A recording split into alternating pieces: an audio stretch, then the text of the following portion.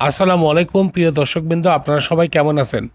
আজকে আমি চলে এসেছি সারিয়াকান্দির আর একটি দর্শনীয় স্থান বা ইতিহাসের পাতায় জায়গা পাওয়া একটি ঐতিহাসিক স্থান দেখাতে।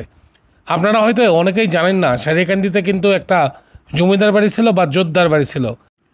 সারিয়াকান্দির এই জমিদার বাড়ি, যাকে স্থানীয়ভাবে জোতদার বাড়ি নামেও ডাকা হয়, এক সময় ছিল এই এলাকার শাসন ও প্রশাসনের কেন্দ্রবিন্দু। কিন্তু কালের বিবর্তনে নির্মমতায় এই বাড়িটি এখন ধ্বংসের পথে। তবুও এর বংশশেষ আজও বয়ে বেড়াচ্ছে অতীতের গৌরবময় গল্প।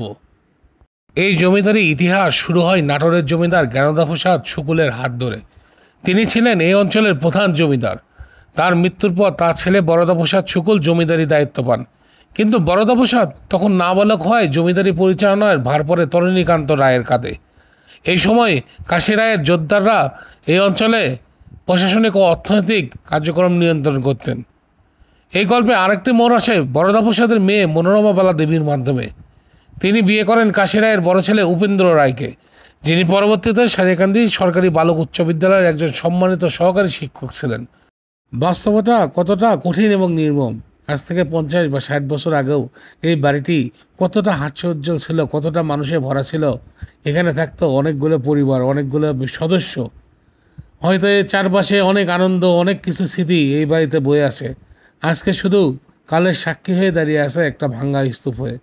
এটাই আমাদের জীবন। দেখেন, আজকে হইতে আমরা অনেক ভালো আছি, কালকে দেখা যাবে আমাদের স্মৃতিগুলোও এই সংসারে বা এই পৃথিবীতে থাকবে না। কথিত আছে, এখানকার লোকজনের মুখে শোনা যায় কাশী রায়ের শেষ বয়সটা অনেক কষ্টে কাটায়। জীবনে অনেক কষ্টের মধ্যে দিয়ে তার দিন কাটাচ্ছে শেষের দিনগুলো। জমিদারি ব্যবস্থার পতনের পর এই বাড়ি ও আশেপাশের বিশাল জমি নিলামে ওঠে।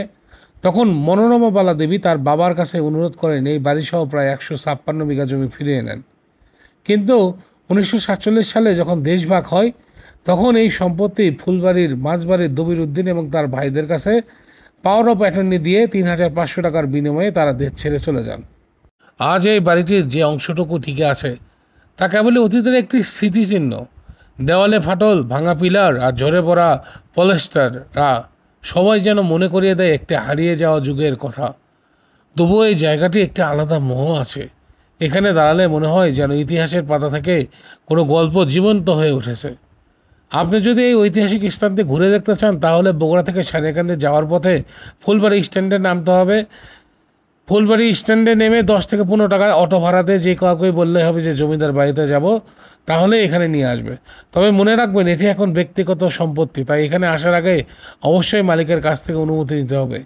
এখানে আপনি ছবি তুলতে পারেন, ইতিহাসের স্পর্শ অনুভব করতে পারেন, আরও বিভিন্ন অভিজ্ঞতা নিয়ে ফিরতে পারবেন। আপনারা কোথা থেকে আমাদের এই ভিডিও দেখছেন কমেন্টস করে জানাতে ভুলবেন না।